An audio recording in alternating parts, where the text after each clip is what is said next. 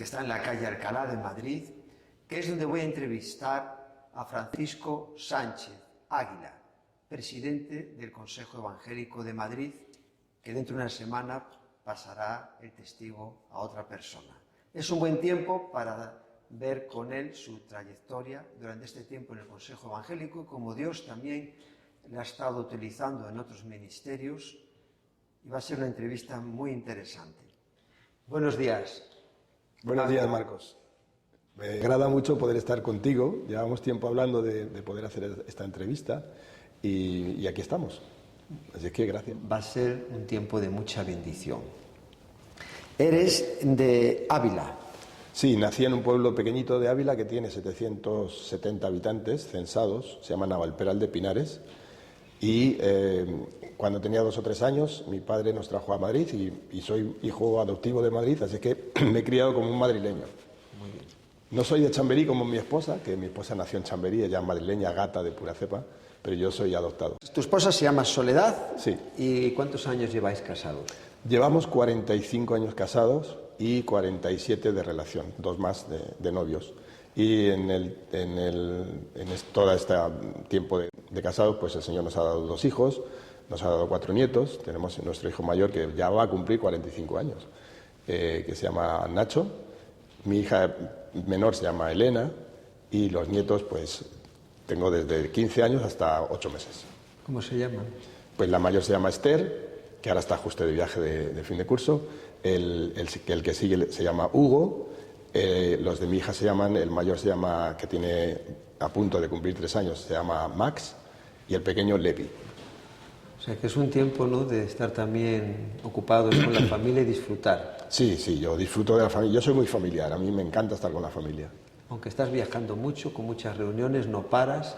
Sí, bueno, lo que tiene estar ahí en el candelero. Hay que aprovechar cada ocasión con la familia. Sí. Además, vivís en San Martín de la Vega, al sur de Madrid, a 20 kilómetros de Madrid, 23. Es una zona así que se ve bastante campo y todo, ¿no? ¿Dónde estáis? Sí, es un valle, el valle de Las Vegas, donde hay varios pueblecitos pequeños y allí estamos viviendo hace ya 19 años o 20 años va a ser. ¿En la iglesia que pastoreas, cómo se llama? Se llama Iglesia Cuadrangular El Camino. Desde hace 5 años, ahora vamos a celebrar el 5º aniversario. Nosotros la hemos denominado Iglesia Cuadrangular El Camino. Y ahí estamos hace, pues eso, más de 20 años. Sirviendo al Señor. Hace un momento comentaste con mucho entusiasmo de tu esposa. ¿Cómo la conociste? Pues mira, es una historia interesante porque mi hermano estaba tocando en un grupo que cantaban en la misa de 12 de una iglesia de un barrio de Madrid. Y entonces mi hermano dijo que no quería seguir y que si yo quería sustituirle, fui a sustituirle, y cuando llegué allí me hicieron una prueba de canto y de guitarra y se quedaron conmigo. O sea, me quedé en el grupo, pero la que cantaba, la solista, la que es hoy mi esposa. Hablas de la iglesia católica. Era una iglesia católica. Eran todos los del grupo, es curioso porque todos eran ateos, salvo uno que era religioso, que era uno de los curas de la iglesia. Y nos dejaban ensayar en el sótano de la iglesia a cambio de cantar en la misa de 12. Entonces la misa de 12 siempre estaba a rebosar porque cantaba el grupo. Yo nunca canté en la misa porque yo era ateo, entonces, bueno, agnóstico. Entonces no quería participar en eso, pero todo el grupo cantaba en misa de 12 y entonces era la misa que más asistencia tenía. Y nos dejaban ensayar en el sótano de la iglesia, ¿no?, de la parroquia. Y también nos presentamos a algunos concursos, como un concurso de hermandades del trabajo, el cual ganamos con una canción que hicimos a María. ¿Y ahí conociste a tu esposa? Ahí conocí a mi esposa, sí. Ahí me enamoré, nos enamoramos, empezamos a salir. Enseguida me fui a hacer el servicio militar porque estuvimos poco tiempo, desde que empezamos a ser novios hasta que me fui, pasó poco tiempo. Estuve 14 meses haciendo el servicio militar, volví en septiembre y en marzo del año siguiente nos casamos, en el año 79. Y después conociste al Señor a través de la iglesia Osana del pastor Henry. Sí, bueno, a través de mi hermano, que estaba en esa iglesia congregado, pero él me habló y lo primero que yo conocí fue la iglesia un viernes, el día 6 de febrero del año 1990, cuando yo me convertí. Visité la iglesia evangélica por primera vez en mi vida. No sabía que había iglesias evangélicas en España, yo era un ignorante de la materia. Y entonces fui por primera vez a esa iglesia, pero yo comencé a trabajar con la Fraternidad Internacional de Hombres de Negocios del Evangelio Completo. Mi hermano era miembro del capítulo de Madrid y yo empecé a trabajar con ellos, pero sí, fue en la iglesia Osana. Eso fue lo que Dios utilizó en tu vida para ver ese testimonio y después ir a la iglesia donde estaba congregándose tu hermano. Exacto. ¿Ese día que fuiste te acompañaba tu esposa? ¿O? No. Yo era agnóstico. Esto lo quiero puntualizar. Yo era agnóstico. Yo dudaba de si existía Dios. Es más, cuando me ponía a pensar si Dios realmente existía, no quería que existiera, porque si de ser así yo estaba haciendo cosas malas, ¿no? Estaba pecando. Pero ella era totalmente atea. Ella estaba segura de que Dios no existía. Entonces, cuando yo conocí al Señor, ella tardó 1 mes y medio más o menos en entregar su vida al Señor a través de una...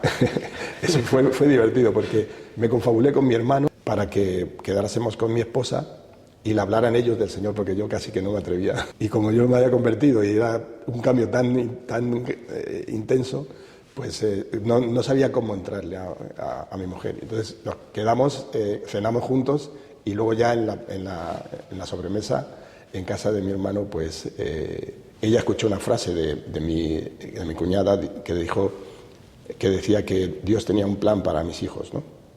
Y entonces eso fue lo que la tocó a ella. Si Dios tiene un plan para mis hijos, me interesa conocer a ese Dios. Y entonces ahí empezó ya a venir conmigo a la iglesia y hasta hoy. Sí, hacéis un matrimonio muy compenetrado.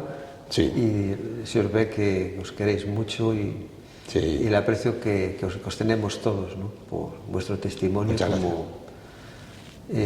Estáis ahí apoyando juntos la obra y de una manera ejemplar. Sí, ella dice que no es pastora, que es la mujer del pastor, pero trabaja como quien más, ¿sabes? Está siempre al pie del cañón. ¿Qué destacarías así o qué es lo que más llama la atención de tu esposa? Lo que más, cuando la conocí, lo que más me llamó la atención era su belleza y su voz cuando cantaba, porque era una voz espectacular. Hoy sigue cantando todavía, pero eso fue lo que me llamó la atención. Pero luego el conocerla y el ver sus valores, las cosas claras que tenía, porque estaba en un grupo de amigos, pero era diferente a todos ellos. Yo veía en ella cosas que no veía en los demás, entonces eso me llamó mucho la atención. Y hoy en día lo que veo es lo abnegada que es, lo trabajadora, lo buena madre, lo buena esposa, lo buena abuela que es, que siempre está trabajando y aunque tenga dolores o esté cansada, está trabajando y haciendo cosas sobre todo para la familia. Y en la iglesia colabora como la primera. Disfruta sirviendo a los demás. Sí, su don es servir. Es un don magnífico que tiene, aparte de otros, ¿no? Vamos a ver unas fotos con tu esposa y continuamos.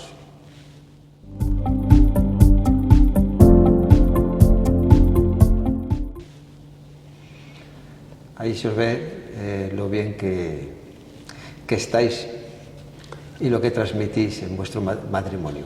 Muchas gracias, ¿no? Hemos visto que conociste al Señor a través de la Iglesia Osana, pero por medio del ministerio de hombres de negocios que acabas de comentar. Sí. Y después de ahí, ahí estuviste desde el año 1990 hasta el 97. En el 97 vas a la iglesia cuadrangular en Monederos, comienzas a congregar ahí. Sí. Y de ahí está el pastor Fernando Ecija, y de ahí, es verdad que salieron muchos pastores. Está Freddy, está Jaime Villarreal, estás tú. Es una iglesia... Sí. Hay muchos. Es la iglesia madre, fue la primera iglesia cuadrangular que comenzó pues hace ya, creo que vamos a hacer 47 años. Y comenzó en un local pequeñito en Villaverde, pero luego se pasó a Monederos, y en Monederos lleva pues todos esos años. Y sí, de ahí han salido pues todas las iglesias. Algunas se nos han añadido en el camino, pero la mayoría han salido de ahí. ¿Cómo fue tu llamado para servir al Señor como pastor?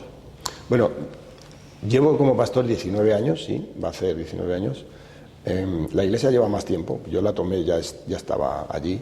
Pero el llamado para ser pastor fue estando en Colombia. Estaba en un viaje con Fernando, con el pastor Fernando de Cija. Estábamos en un viaje acompañando a un hombre que estaba predicando por todas partes. Y allí en un hotel en la capital, en Bogotá, yo sentí que tenía que ayudar en la iglesia en otras cosas. Yo estaba en la alabanza y estaba llevando un grupo de casero en mi casa, una célula, pero el Señor me llamó a ayudar con los jóvenes. Y cuando empecé a trabajar con los jóvenes, al año siguiente, en el año 98, fue cuando recibo ese llamado pastoral para cuidar, en este caso, de los jóvenes, de colaborar con los líderes de jóvenes. Y empecé a trabajar con los jóvenes y me gustó tanto trabajar con ellos que empecé a tener un corazón pastoral hacia ellos. En poco tiempo, Fernando me puso como copastor en la iglesia y yo llegué a trabajar a nivel nacional con los jóvenes. Yo era el coordinador o el pastor de jóvenes a nivel nacional de la Iglesia Cuadrangular durante muchos años.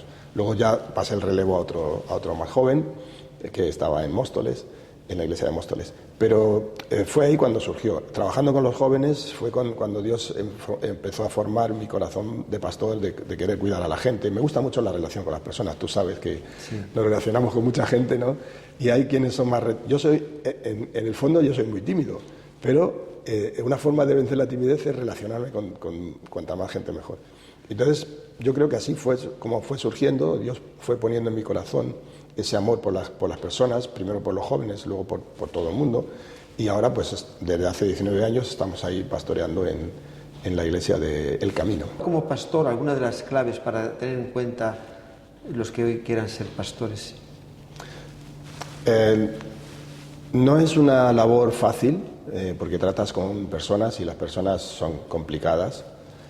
Pero yo creo que la clave principal no es querer ser pastor por lo que ves de bonito en el pastorado, sino esperar que sea un llamado de Dios. Que Dios ponga en tu corazón el deseo de servir a los demás pastoreando.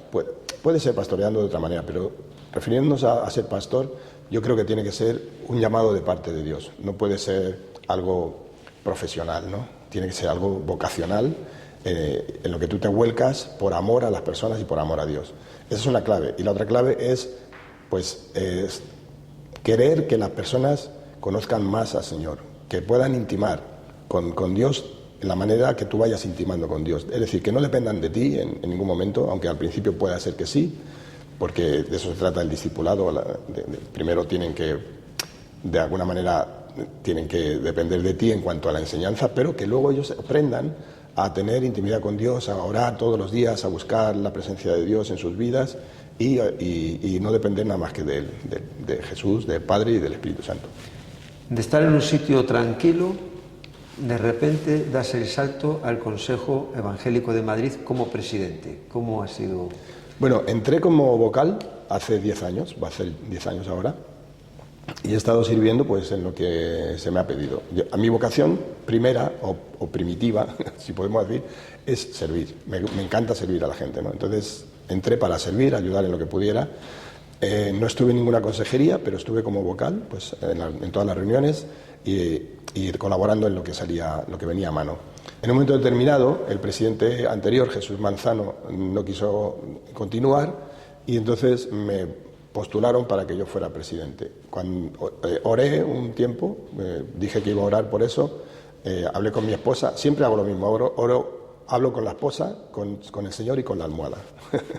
Y finalmente decidí que sí, que me sometía a la votación y salí elegido.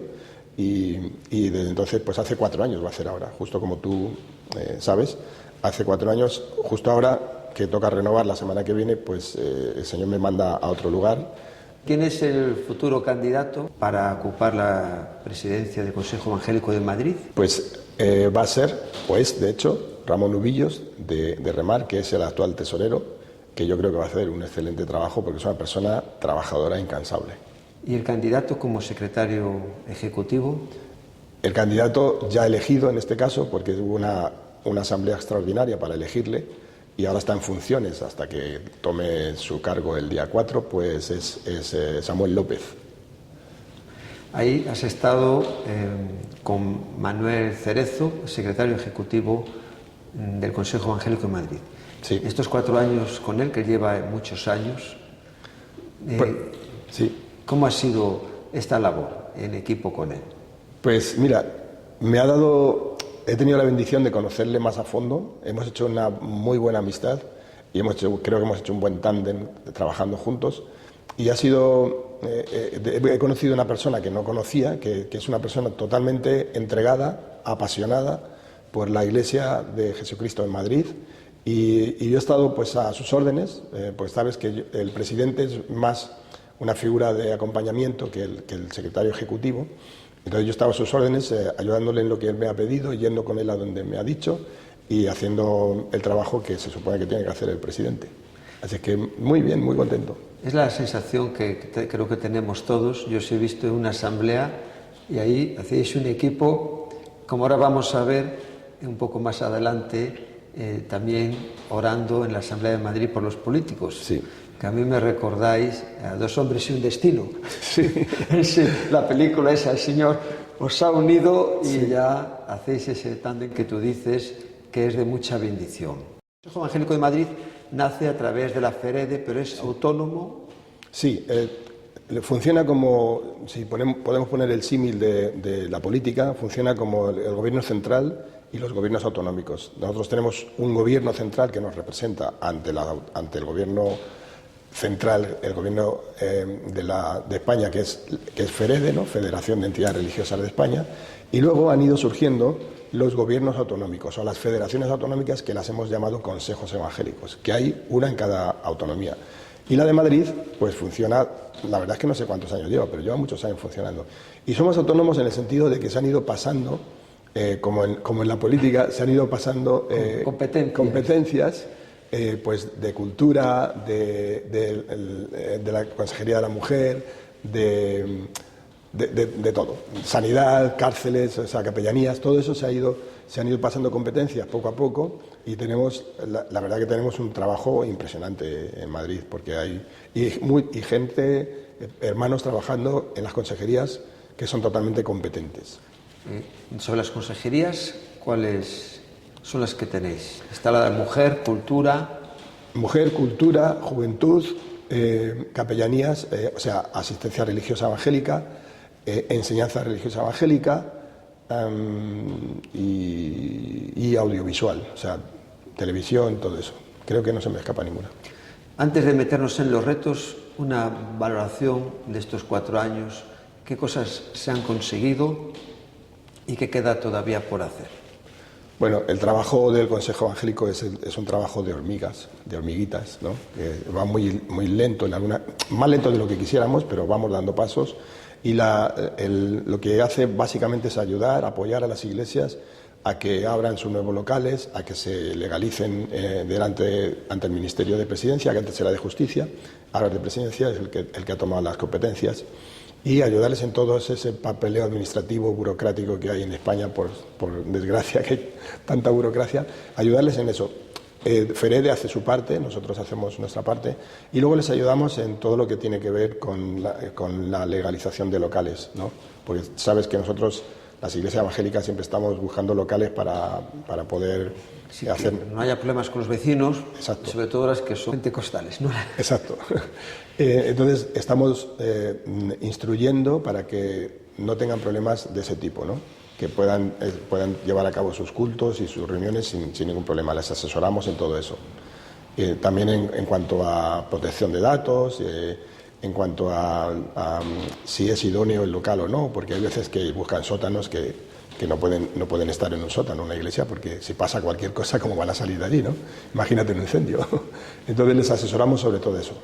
El otro día comentaba Manuel en una reunión en la que estábamos que los que estaban en el ayuntamiento, no sé ya cuántos años hace, no mucho tampoco, me parece que estaba la alcaldesa Ana Botella, sí. Que estaban los técnicos poniendo un problema de casi más baños, y en cuanto a la Iglesia Católica no hay ningún baño cuando alguien va ahí, y que en las iglesias evangélicas, para un local pequeño, pedían como 4 o 7 baños. Y hicisteis una manifestación delante del ayuntamiento. ¿Cómo ha sido? Sí, eso fue cuando yo era vocal, todavía no era presidente, y se hizo la manifestación porque efectivamente nos estaban exigiendo como si fuéramos una discoteca o un bar o un local de ocio. Y FEREDE está luchando con eso año tras año para tratar de que nos pongan a nosotros en una ley aparte, que nos traten como una iglesia, como la Iglesia Católica, que nos traten como la Iglesia Católica, que no nos discriminen en ese sentido, ¿no? Pero todavía eso no está ganado. Ahí seguimos luchando.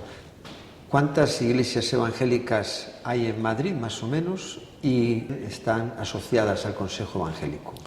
Pues según nuestras últimas noticias hay alrededor de 850, quizá más, según los listados de pluralismo y convivencia, y están asociadas unas 220 o así, o sea, es que es un porcentaje, un 20%, ¿no? O un 25%, y estamos a la espera de estar informando a todas las otras iglesias para que se formen parte del Consejo Evangélico, porque tiene sus ventajas. O sea, nosotros ayudamos a las iglesias que son del Consejo y a las que no. Las asesoramos igualmente porque como cristianos debemos hacerlo.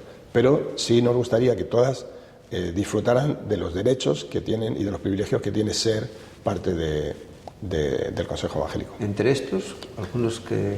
Pues entre estos, algunos tan extravagantes, por decirlo así, como poder formar parte de la Junta del Consejo Evangélico, poder votar en las asambleas, etcétera, etcétera, porque todas las iglesias pueden venir a las asambleas, pero si no son miembros no pueden votar. Y también participar con iniciativas y planteamientos, ¿no? Sí, sí, claro. No solo venir cuando hay un problema o quiero un local, sino que también pueden tener una parte activa en las reuniones. Sí, de hecho a veces nos han propuesto iniciativas que se han estudiado y se han llevado a cabo o no, dependiendo de la viabilidad que veíamos en ellas, ¿no? Lo deseable es que aportaran siempre cosas, porque la verdad que somos un grupo muy reducido de pastores y pastoras, hermanos y hermanas que estamos ahí en la Junta, y que pueden surgir cosas a otros que no se nos ha ocurrido a nosotros. Por un lado tenéis que estar ahí en defensa y como un dique, sí, con las autoridades que están gobernando, y por otro también tenéis que estar vigilantes, porque a veces pueden venir pastores de otros sitios o estar ahí que pueden estar dando un mal testimonio de los cristianos evangélicos. ¿Cómo actuáis en un caso así? Sí, la verdad es que esas cosas suceden y en esos casos tratamos de hablar con las personas si nos dan ocasión. Y si es un caso grave, pues lo pasamos a FEREDE, al departamento jurídico, para que tome medidas. Los problemas más habituales que hay son los que están relacionados a apertura de locales, normativa, todo eso, ¿no? Lo que acabas de decir. Sí, los problemas más habituales son por que la gente no conoce la normativa a la hora de abrir un local, y una vez que están abiertos, los problemas más abundantes son las denuncias de los vecinos. Hacéis también una labor de consejería, porque a veces nos relacionamos con muchos pastores y la sobrecarga del trabajo. Ahí tenemos el consejo de Jetro Moisés. Parece que a veces en la Biblia no lo pasamos de largo todos y se ven así episodios de ansiedad, de situaciones, ¿no?, de mucha carga de trabajo. Sí, uno de los sueños que yo quería haber realizado durante mi tiempo como presidente era precisamente por esa carga que tenemos hacia ellos. Vemos a pastores que están solitos, que no tienen mucha comunión con los demás, con los otros pastores de su zona, que no se conocen apenas, y nosotros queríamos unificar, que se conocieran por distritos. Hay 21 distritos en Madrid, más los más de 170 pueblos que hay alrededor. Pues queríamos hacer que se conocieran entre ellos, que trabajaran juntos, que se apoyaran, que estuvieran orando los unos por los otros, porque nos necesitamos, somos todos parte del mismo cuerpo, ¿no?, el cuerpo de Cristo. Y entonces ese es un sueño que me voy sin cumplirlo, pero queda ahí para que otros puedan seguir adelante. Porque se ve que hay mucha tarea por delante. Sí, hay mucha tarea. La verdad es que hemos crecido en los últimos años muy rápido, gracias a los hermanos latinos sobre todo, que han llegado a España y son creyentes y han formado iglesias. Algunos se han adaptado en las que había, se han congregado, pero otros han abierto iglesias, ¿no? También porque venían con esa visión. Entonces ha crecido mucho. Pues cuando yo recibí al Señor éramos apenas 200 iglesias en Madrid, no sé si llegaban, 100 y pocas. Y ahora hemos crecido hasta 800, más de 800, lo cual quiere decir que en 30 años ha crecido exponencialmente. Y eso ha pasado en toda España, no solamente aquí, ¿no? ¿Y hay algo en lo que estamos fallando? ¿Te llama la atención? Bueno, estamos fallando. Yo creo que cuando empezó a crecer la Iglesia por causa de los emigrantes o los inmigrantes, yo creo que las iglesias se relajaron, porque yo conocí a todas las iglesias que evangelizaban en las calles y de cualquier manera que Dios les iluminaba, pues estaban haciendo evangelismo, dando a conocer el mensaje de Cristo, el mensaje de la cruz, pero empezaron a llenarse las iglesias y yo creo que eso hizo que se relajaran un poco. Bueno, ya tenemos la iglesia llena, ¿para qué vamos a seguir evangelizando? Tenemos que atender a los que están dentro, ¿no? Y eso ha hecho que nos descuidemos un poco hacia afuera. A través de eventos como el de Luis Palau hace unos años, Fuego en tus huesos del año pasado, y eventos así como este de Billy Graham que va a haber en el próximo año, pues yo creo que eso nos está animando a salir a las calles. De todas maneras, hay iglesias en Madrid que nunca han dejado de evangelizar y se está viendo el fruto ahora en sus congregaciones. Y como has comentado, una de las cosas que desde tu conversión ha sido siempre servir, y a raíz de estar sirviendo, esto lo vemos en la Biblia, ¿no? Que Dios nunca llama desocupados, Eliseo con los bueyes, David con las ovejas, Moisés también con las ovejas. Dios, pues en su gracia, ha tocado también el corazón de otras personas y le ha mostrado que podía ser de mucha bendición, como hemos estado viendo. Y también eres coordinador de Koinonia Madrid. Sí, Koinonia Madrid surgió porque en el año 2015 nos unimos a algunas iglesias de Madrid para hacer un evento que se llamó Hay Solución, que se hizo en la explanada de las Ventas, y allí montamos una buena plataforma con una pantalla LED y estuvo el grupo Impact de JCUM, estuvieron allí evangelizando, y tuvimos un mensaje evangelístico de Juan Carlos Escobar, el pastor presidente de Asamblea de Dios. Y la verdad es que fue fantástico esa experiencia, tuvimos 2 tardes allí fantásticas, pero nos gustó tanto trabajar juntos y conocernos, los que estuvimos involucrados en la preparación de ese evento, que dijimos, ¿por qué no seguimos haciendo cosas para Madrid? Y nos seguimos reuniendo, y a eso, que surgió así, lo llamamos Koinonia.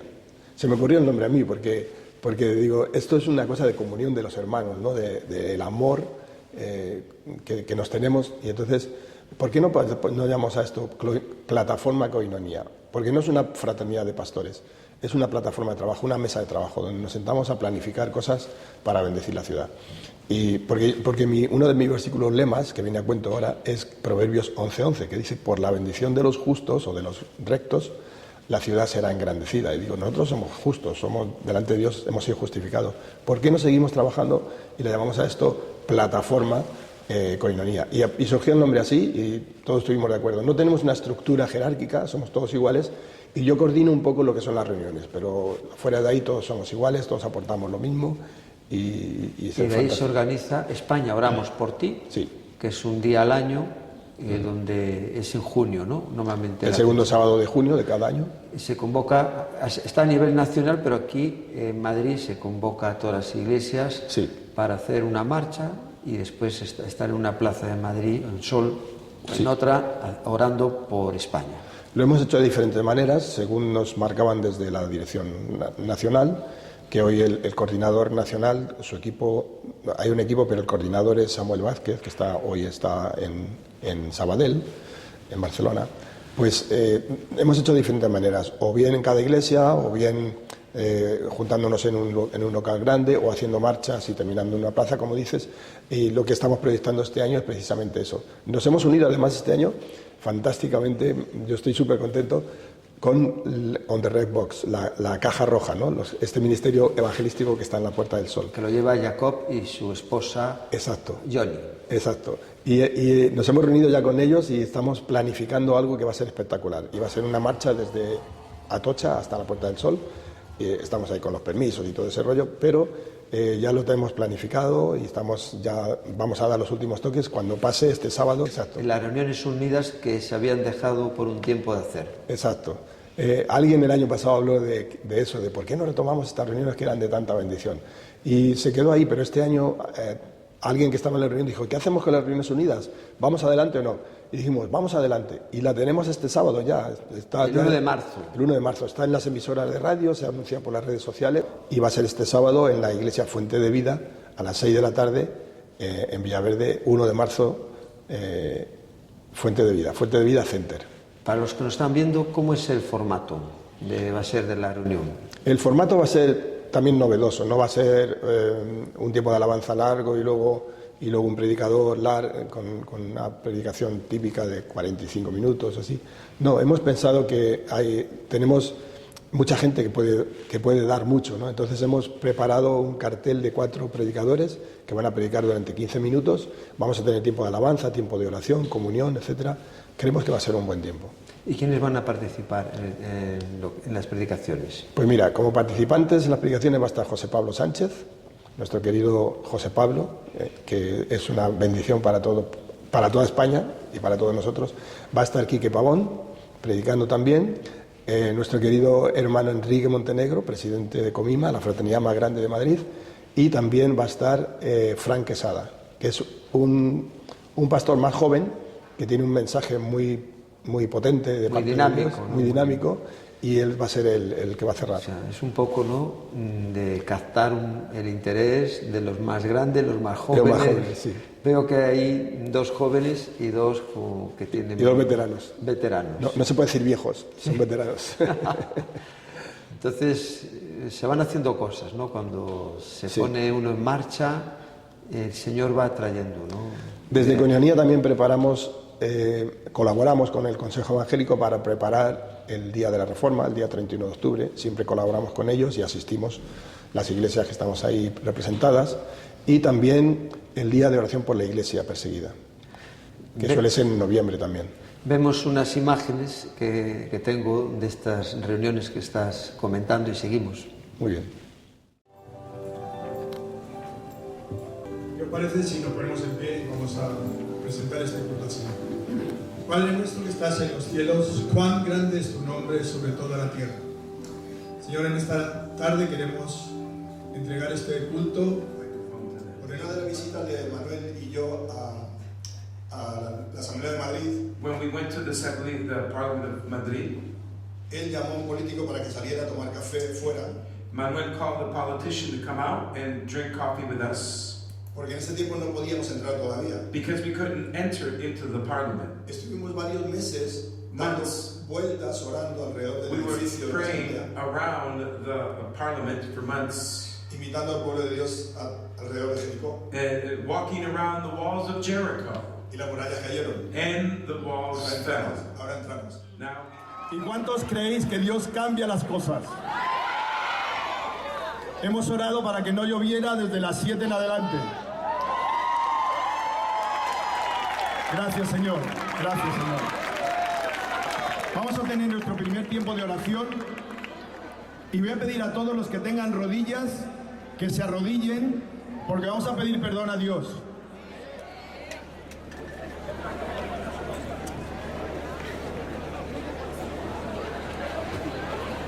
Señor, en esta tarde te damos gracias por permitirnos estar aquí. Te pedimos que nos ayudes a santificarnos cada día más.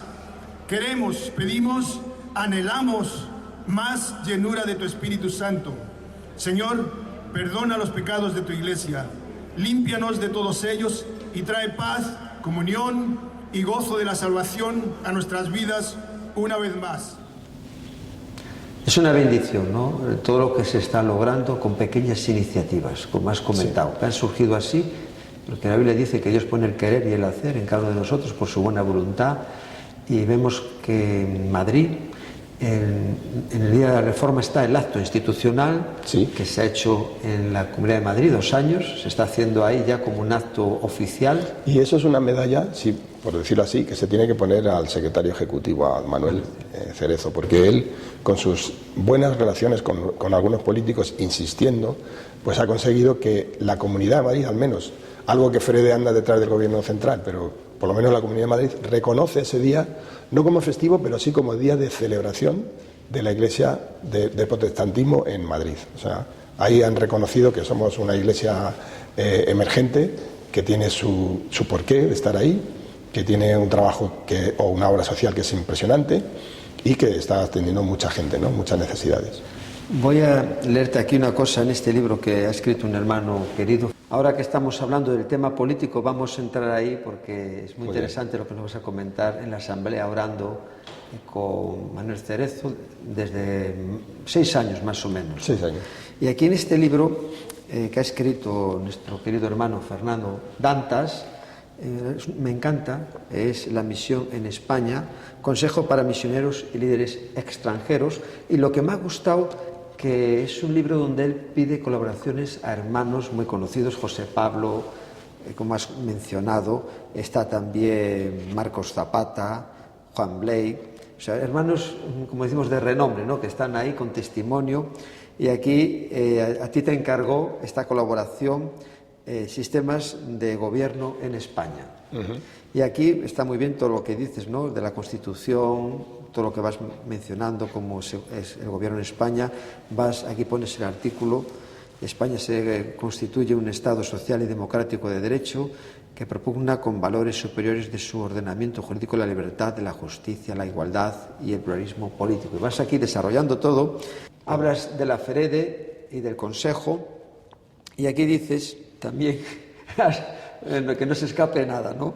Y dices: en Madrid, desde hace 6 años, 2 pastores asisten cada jueves a los plenos de la Asamblea de Madrid para orar por los diputados autonómicos, pidiendo a Dios que les dé sabiduría para ejercer su trabajo, ayudando a mejorar la vida de los habitantes de su comunidad. Y se ha logrado contactar con diputados de distintos partidos para presentarles los valores bíblicos y que puedan conocer al Señor. Pero también te quiero leer una cosa que tengo aquí, que he mirado una información, que varios medios de la Asamblea de Madrid os han hecho entrevistas, y yo tengo aquí en Infobae que dice un periodista: Manuel y Francisco, los 2 pastores evangélicos que rezan cada jueves en la Asamblea por Ayuso y por todos los diputados, incluidos los de Más Madrid, 2 dirigentes del Consejo Evangélico de Madrid, llevan 6 años acudiendo al Parlamento madrileño para orar por sus señorías. El primero que les invitó fue Podemos. ¿Cómo es esta historia? Cierto. En las relaciones institucionales del secretario Manuel Cerezo con los políticos, él conoció, porque creo que estaba en Pluralismo y Convivencia, creo que se llamaba José Manuel, no recuerdo el apellido, que empezó a trabajar con Podemos. Y desde la Asamblea de Madrid, por la afinidad que había, nos invitó a entrar. Pero antes de esa invitación estuvimos orando alrededor del edificio como para tomar Jericó. Pues estuvimos orando varios meses, fuimos 3 pastores y orábamos dando vueltas alrededor del edificio, orando, pidiendo que Dios abriera puertas. Y se abrió la puerta con este hermano, que no recuerdo el apellido ahora, perdóname, pero sí, y empezamos a entrar. Y a raíz de ahí, contactos que había y los que hicimos, empezamos a ser invitados para poder entrar cada jueves a los plenos por los diferentes partidos. Y logramos entrar por el Partido Socialista. Podemos desapareció de la Asamblea, ahora es Más Madrid, pero Más Madrid no hemos conseguido contacto aún con ellos. Entramos por el Partido Socialista, por el Partido Popular, por el Partido Vox, y ahora mismo, ya hace unos meses, estamos entrando invitados por la mesa presidencial. Es decir, ya no tenemos que pedir favor a ningún partido, sino que entramos directamente. Todos los jueves estamos en las listas para entrar. ¿Y cómo es ahí vuestra labor? ¿Dónde estáis orando? ¿Hay un espacio para vosotros? Estamos en el gallinero, como digamos, está el pleno, y encima hay unas gradas para los invitados. Entonces nosotros estamos en la parte central, frente a la mesa presidencial, porque cuando te invita a la mesa estás ahí frente a ellos, ¿no? Y entonces allí llegamos a la 1, de 1 a 2 llegamos a la 1, nos sentamos en nuestro lugar y comenzamos a orar más o menos en silencio para no molestar a los que están allí. Llegamos y saludamos a los contactos diciéndoles: estamos aquí orando por vosotros, y ahí siempre hay un feedback: muchas gracias, lo necesitamos, y estamos allí orando 30 minutos, 40 minutos, y luego bajamos para tener relación con los políticos, porque el pase que nos dan es un pase azul. Hay 2 pases, uno rojo y un azul. El rojo solo te permite estar allí y nada más, y el azul te permite bajar a la cafetería, estar por los pasillos, y allí pues andamos a la búsqueda y captura de algún político que no conocemos. ¿Y cómo es la reacción de ellos? Siempre están ocupados, porque allí están en el pleno. Me toca ahora, perdóname, no te puedo atender, me toca ahora hablar. Pero hay veces que sí, que os han escuchado. Sí. Y además hay un hermano, Gustavo Estache, es del Partido Popular, y con él tenemos una muy buena relación, es hermano nuestro, pero también con los demás políticos. Los buscamos, hablamos con ellos, incluso con la actual ministra de Sanidad, que estaba de portavoz en la Asamblea de Madrid por Más Madrid, Mónica García, creo que se llama, ¿no? pues con ella un día saliendo de la cafetería la abordamos y la dijimos, mira, somos pastores, estamos aquí orando por vosotros, y dijo, pues muy bien, pero no hubo respuesta después. Y también estamos tratando de, con la que la ha sustituido, tener algún feedback, pero de momento no lo hemos conseguido. Manuel, en la reunión que tuvimos de Parlamento y Fe, contó testimonios de cómo el Señor os da gracia, sí. Aunque cada vez que ves en el informativo de la Asamblea, eso parece una tempestad. Sí. Eso, ahí la oración tiene que... Si dejáis de orar, no sé lo que pasará, pero eso cada vez... hay mucha tensión ahí, se vive mucha tensión. De hecho, nosotros achacamos varias cosas que han sucedido en la Asamblea de Madrid desde que estamos orando a eso, a la oración, cosas que han sucedido, ¿no? ¿Cómo cuáles? Pues, por ejemplo, cuando empezamos a orar, justo salió lo de la señora Cifuentes, la anterior presidenta del PP, ¿no? Y nosotros siempre estamos orando que salga, que haya transparencia, que todos tengan la sabiduría y la inteligencia para gobernar, no para ellos, sino para el pueblo, porque están ahí votados por el pueblo. Siempre estamos bendiciendo sus vidas, la de sus familias, lo que están haciendo allí. Y entonces cuando hay, porque hay, desafortunadamente en todas partes hay, pues corrupción, pues que salga a flote, que salga, que se vea y que desaparezca, ¿no? De la Asamblea de Madrid. Manchan la labor de muchos, la inmensa mayoría que están trabajando muchas horas, dándolo todo, y que incluso cuando hay un problema se les relaciona con el partido, lo pasan mal. Y sabes una cosa, Marcos, ahora que dices eso, es interesante que lo que nos ha motivado, lo que más nos ha motivado a ir a orar por ellos es que nos hemos dado cuenta de que son personas como tú y como yo. Son personas de carne y hueso que sufren, que padecen, que se deprimen, que se exaltan a sí mismos. Son personas normales y corrientes que se han metido en ese mundo o les ha tocado vivir esa experiencia, a lo mejor por un tiempo, y que son personas que necesitan a Cristo como todo el mundo. Necesitan la fe que tenemos nosotros para poder vivir en paz, para poder trabajar en paz y poder aportar a la sociedad. Gracias a Dios tenemos ahí a Gustavo, que es un hermano que... Es una levadura que está leudando la masa. Estuviste también en la Fraternidad Internacional de Hombres de Negocios del Evangelio Completo. Sí, ¿Cómo fue tu experiencia en este ministerio? Pues mira, mi hermano era miembro del capítulo de Madrid. Es una organización que se extendió por más de 150 países. Él lo fundó un armenio que llegó a Los Ángeles y comenzó a hablar del Evangelio a todo el mundo. Y más que nada enfocado a profesionales y empresarios, porque él era empresario ganadero y agricultor.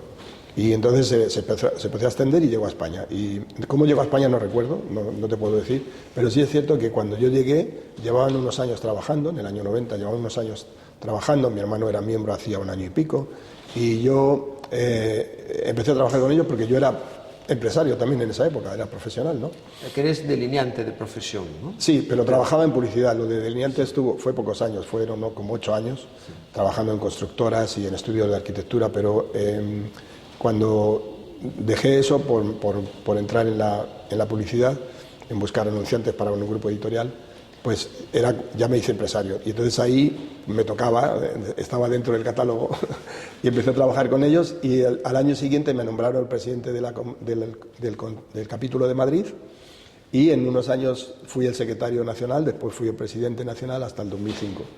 En 2005 lo dejé porque ya había sido nombrado pastor y estaba trabajando en la pastoral de la iglesia cuadrangular, y entonces no era compatible una cosa y la otra. Fue una experiencia muy bonita porque en el primer año viajamos a Innsbruck, en Austria, a una conferencia europea, y fue fantástico ver 4.000, 5.000 personas alabando al Señor juntos. Yo nunca había visto eso, y más en ese número, alabando en un polideportivo que se había alquilado, alabando juntos al Señor.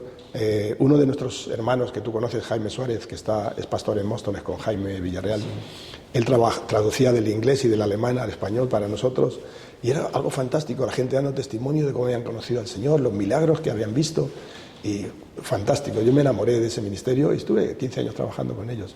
Fueron unas experiencias muy bonitas. Y también estuvimos viajando por Estados Unidos en las convenciones mundiales durante 6 años.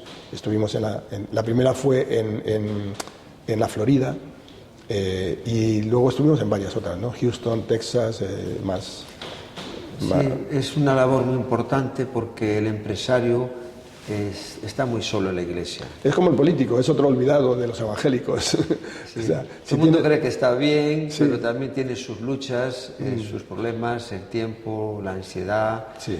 Cuando a alguien le tienes que despedir, pues son momentos, ¿no? Que Cuando un proveedor no te paga. Sí, digo que son muchas circunstancias y entonces en esas reuniones lo que hacéis entre vosotros era orar y apoyaros y contando cosas que a lo mejor en la iglesia no van a entender un empresario, porque la mayoría son trabajadores y a veces es muy complicado Claro. que puedan comprender la situación cuando uno se arruina, lo Sí. que está pasando, lo que está viviendo. Teníamos seminarios para los hombres de fines de semana en los que les dábamos una visión bíblica de todo esto que estás diciendo, ¿no? De todos los aspectos que envuelven la vida de un empresario. Pero también en los eventos que hacíamos mensuales, pues hacíamos cenas o desayunos, y en esos eventos lo que hacíamos era dar testimonio de nuestra conversión, cómo hemos conocido a Jesús, ¿no? Cómo éramos antes de conocer a Jesús, muy brevemente, cómo llegamos a conocerlo y cómo ha sido nuestra vida después.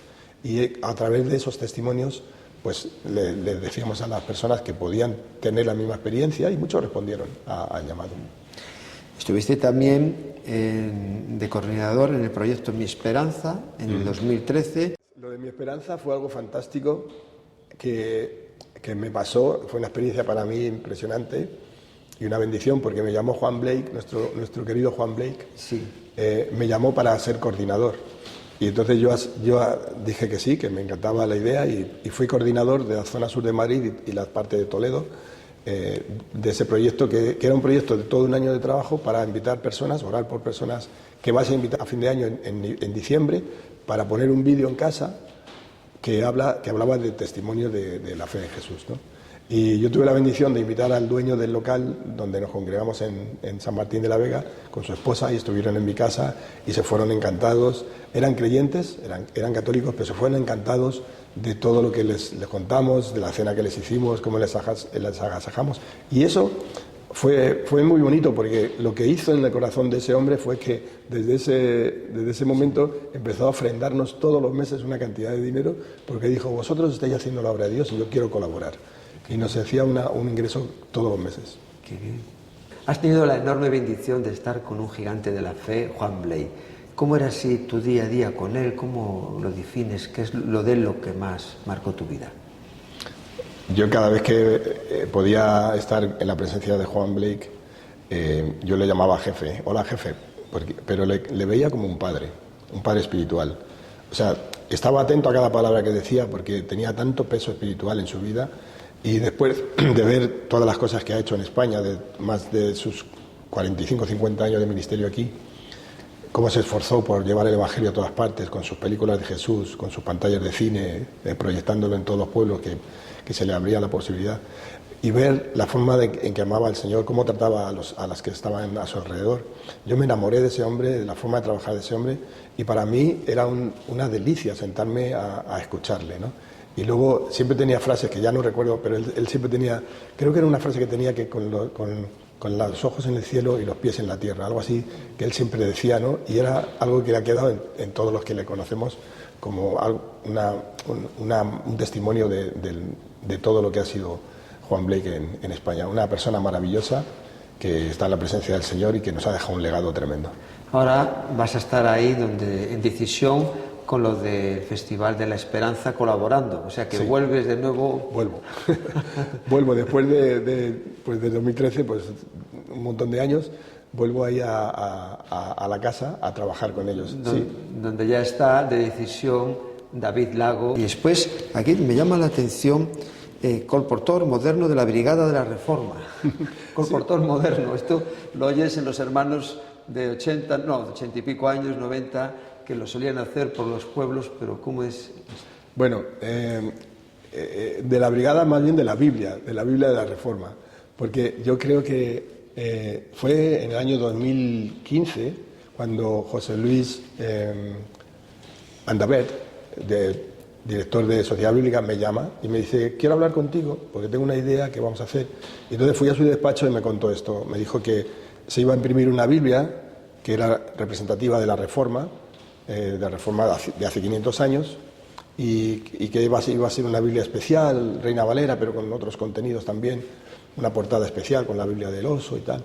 Y entonces, que si quería trabajar con ellos, y entonces estuve desde marzo del 2015 hasta octubre de 2017 trabajando, representando, llevando la Biblia como un colportor moderno, porque antes se iban pues en burrito, como fuera, o caballo. Por las iglesias. Por las iglesias, por la fraternidad de pastores para llegar a todas las iglesias de la ciudad. Entonces me recorrí en esos años todas las fraternidades de las ciudades de Madrid, e incluso fui también a las Islas Canarias, a las Islas Baleares, y conocí todas las fraternidades, que eso para mí fue una bendición enorme. Conocer todo tipo de pastores, de todas las denominaciones, de todas las edades, el trabajo que desarrollaban fue fantástico. Y es interesante lo que dices, ¿no? Entonces, ¿cómo es tu visión de la Iglesia en España? Porque te has movido mucho, no solo dentro, fuera. ¿Cómo es esa visión que tú ves? Bueno, mi visión es una visión bastante optimista. Es decir, yo he visto el trabajo arduo que han hecho muchos hermanos, que algunos ya no están con nosotros durante muchos años, a los cuales debemos un legado impresionante, que a lo mejor no es un legado de multitudes, pero es un legado en un lugar determinado, un trabajo de hormiguita, año tras año. Fidelidad, constancia, perseverancia. Sí, exacto. Y yo que me he movido en unas denominaciones muy moviditas, ¿sabes? Pentecostales, superfe y tal. Pues cuando llegué a conocer a estos hermanos más tranquilos, más conservadores, con una edad que ya, pues ya se les veía, ya una edad de respeto, ¿no? Como dicen los hermanos gitanos, de respeto.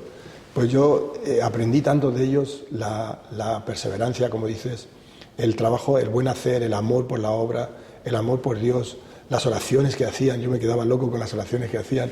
Yo aprendí muchísimo de estos a trabajar hermanos. En equipo, ¿no? También. Y trabajar en equipo, sí. Yo no puedo trabajar solo. Un pastor que trabaje solo, yo no lo entiendo. Tiene que trabajar en equipo. Es que solo no puedes hacer todo. Como estamos viendo, el Señor te tiene ocupado siempre, porque conoce la disposición de tu corazón. También estás en un proyecto que ha comenzado en el 2023, que es Alianza Ibérica, entre pastores de España y Portugal, para traer un avivamiento a España. Sí. Provocarlo, ¿no? Sí.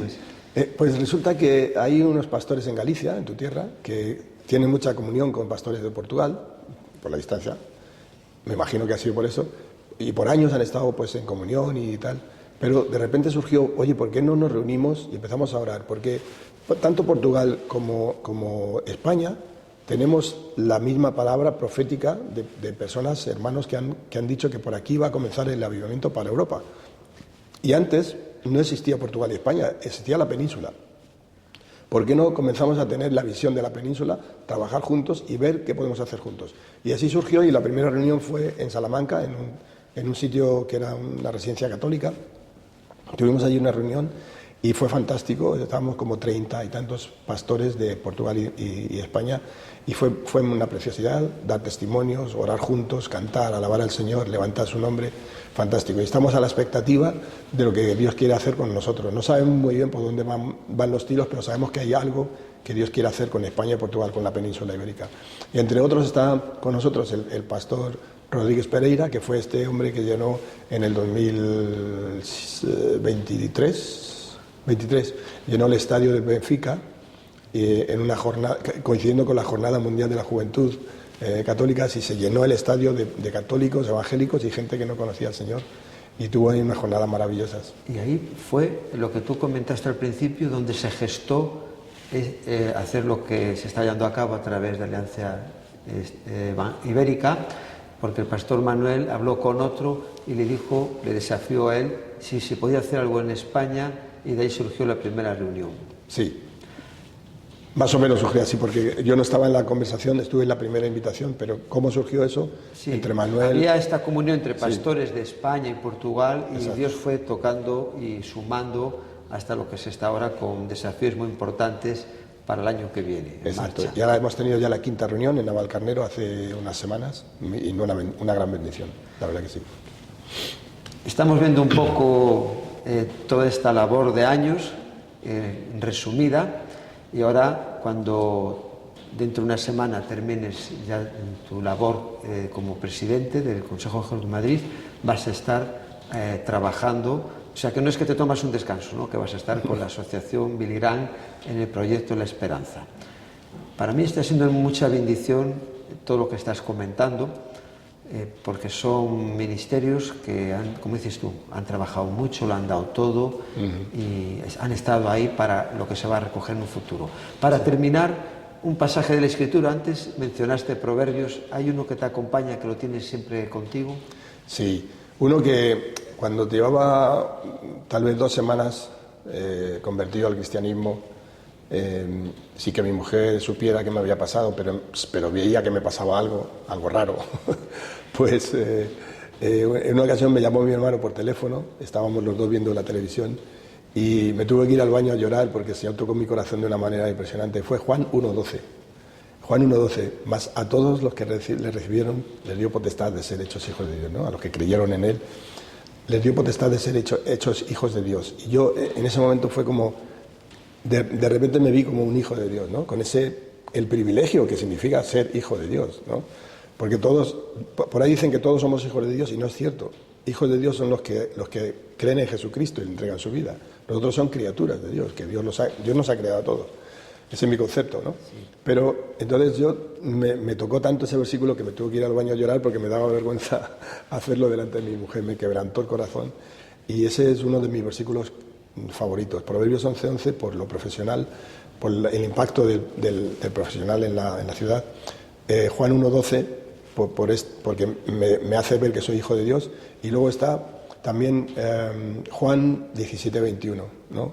El que habla de la oración, de que si somos uno, como el Padre y el Hijo son uno, el mundo creerá, ¿no? Para que el mundo crea. Y eso es algo que lo llevo muy presente y por eso me gusta trabajar con hermanos, con iglesias, con denominaciones, porque en la medida que nos unamos más y más va a creer el mundo. Eso es lo que dice el versículo. Para terminar, si quieres, mirando esta cámara, a los que están viendo la entrevista, unas palabras, dirigiéndote a ellos. Pues mira, yo no sé qué está pasando en tu vida en este momento. Cuando yo conocí a Jesucristo no necesitaba a Dios. Estaba en lo más alto del éxito laboral, ganaba mucho dinero, tenía mis propiedades compradas, mi casa, mi piscina, mi coche, el coche de mi mujer, mi hijo estaba en un colegio privado pagando un montón de dinero, mis hijos. No necesitaba a Dios, aparentemente, pero había un vacío en mi corazón que me hacía ser infeliz.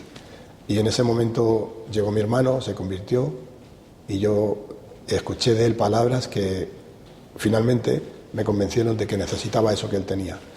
Y abracé la fe, abracé a Jesús y desde entonces no me he arrepentido. Y yo te invito a que tú puedas hacer lo mismo. Si tienes una necesidad, si tienes una necesidad interior, si sabes que no eres feliz, algo te falta, ese algo que te falta es Jesucristo. No lo vas a llenar con nada, ni con sexo, ni con drogas, ni con alcohol, ni con amistades, ni con éxitos, pero con Cristo lo puedes llenar. Así que yo te invito a que recibas a Cristo en tu corazón. No te vas a arrepentir. Muchas gracias, Paco, y ha sido una bendición tremenda estar contigo y recibir todo lo que has mostrado. Igualmente. Dios en tu vida. Gracias, Marcos, igualmente.